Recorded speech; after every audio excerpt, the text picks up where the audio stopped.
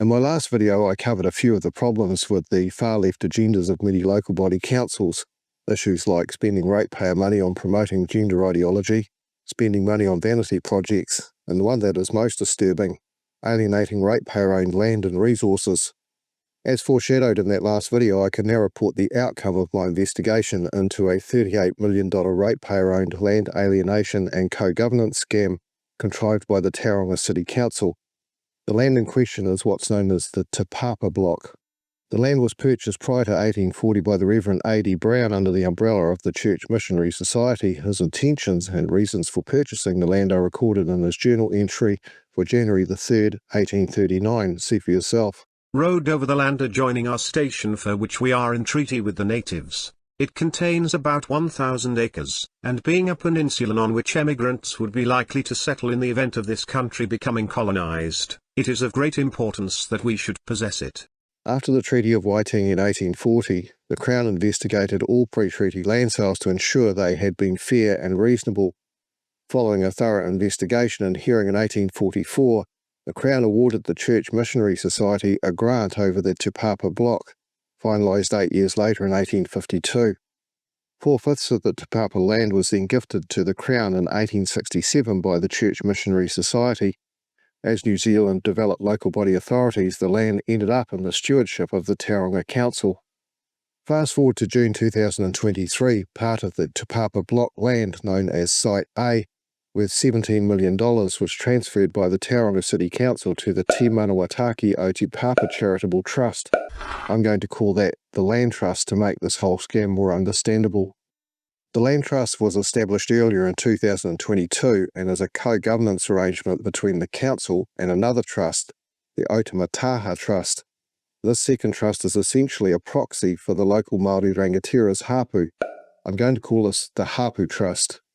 So we have the Land Trust, which has the land, and the Hapu Trust, which has the rangitira Maoris. And the Hapu Trust are trustees of the Land Trust, giving the rangitira Maoris practical and legal control over the land alongside the council. The Land Trust has not only been given $17 million worth of land, it's also been given another $21 million in grants. This puts about $38 million worth of ratepayer assets into co-governance with the local rangitira Maoris. The trust operates tax-free.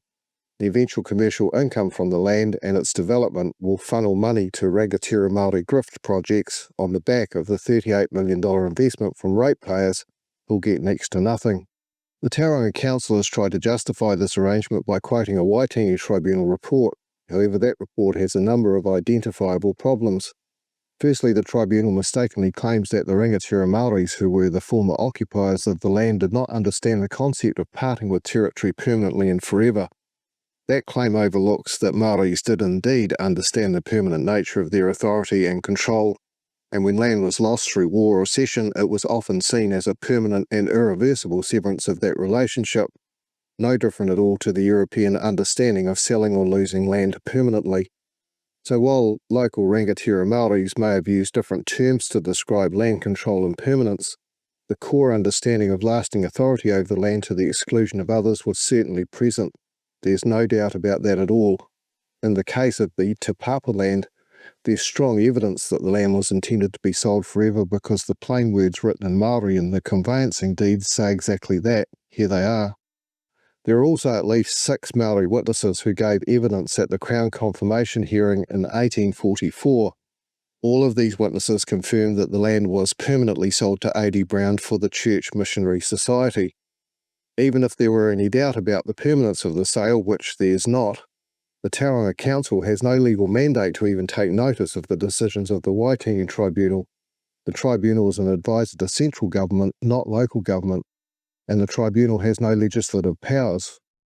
The Tauranga Council also claimed on its website that instead of the conveyancing recorded in all the historical transactions over this land, the land was now instead held in trust by the Church Missionary Society for the benefit of Maoris. But when I asked for a copy of the trust deed, there was none, and Council admitted that there was no trust. Instead, it now claimed an implied trust. Furthermore, the Waitangi Tribunal report about the Te Papa Block resulted in a full and final settlement by the Crown in 2015.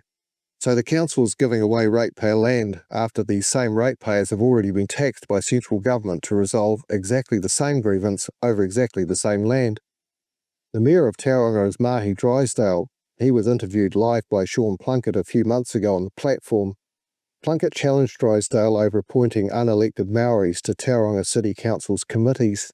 Drysdale denied that his council was entering into undemocratic co-governance arrangements and cited the Te Papa land as an example of a partnership where the council had partnered with what he seems to infer were Maori landowners. Listen to this. What's happening with Te Manawa-Taki o Te Papa, what's happening at Dive Crescent, that is all because of our partnership, with Maori. Whoa, hang on. The partner. Where does this idea of a partnership come from? Because there's like at the end of the day, there's legislation that requires us to consult on. Consult. That doesn't mean a partnership, Mahi. Where do you get this word partnership from?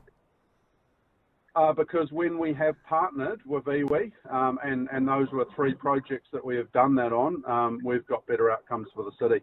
Okay, but it's not really a partnership. You are the elected council, right? No, sorry, just get this clear. I'm not talking about the elected council. I'm saying when Tauranga City Council have partnered with iwi, like for example, we'll use one Te Manawa-Taki o Te Papa, and we have a co-ownership model for the land that is going on. So that is co-governance between Otaumataha Trust and the Tauranga City Council that own the land in the centre of the CBD. We have got very good outcomes from that. Do you believe in co-governance? Of course, the one vital factor that Drysdale has neglected to disclose to Sean Plunkett is that the council gifted $38 million to a trust it created itself and then entered into a co-governance partnership with it. In other words, the council simply gave away $38 million worth of ratepayers' wealth, defeated democratic governance over ratepayer-owned assets, and entered into a co-governance arrangement with a communist tribal entity run by the fractional descendants of treaty subjects who have an inherited sense of entitlement and grievance. Before publishing my findings, I asked the Tauranga City Council to confirm or deny any of the findings from my investigation. It chose not to deny any of my findings of fact. The actions the council have undertaken have substituted the scheme of rangitira maoris being undemocratically appointed to council committees where they have control over public property for a scheme where the public property is transferred by gifting for free or a token gesture to another entity where undemocratically appointed Maoris can exercise the same control but without democracy getting in the way. This method of disseminating ratepayers' wealth into the hands of rangitira Maoris is an alarming development of the various grifts used to misappropriate taxpayers' and ratepayers' earnings. We often hear of the grifts like singing whale music to trees and Māori language courses that cost 3 times more than usual and are free online anyway. And those of us old enough will surely remember the good old days of the now seemingly and thankfully extinct taniwha, who occupied every bridge over every road that ever needed roadworks being done. This latest radical left-supported scam is on another level entirely. In my view, it's tantamount to fraud. If this is somehow not fraud, then it certainly should be. We need immediate legislative reform to prevent councils from alienating ratepayer assets and resources from the citizens to whom they belong, and as in this case, being placed under the control of communist entities. Councils have no mandate or right to give away our cities from under us. What do you think? Is this about as bad as it gets?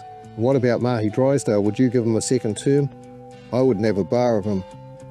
Leave me a comment and let me know what your thoughts are. By the way, if you own a property in Tauranga, I'm sorry, but you're in for a rates increase of 12%. Thanks for watching, give us a like would ya, and do hit subscribe to be notified of new content as it drops. See you next time.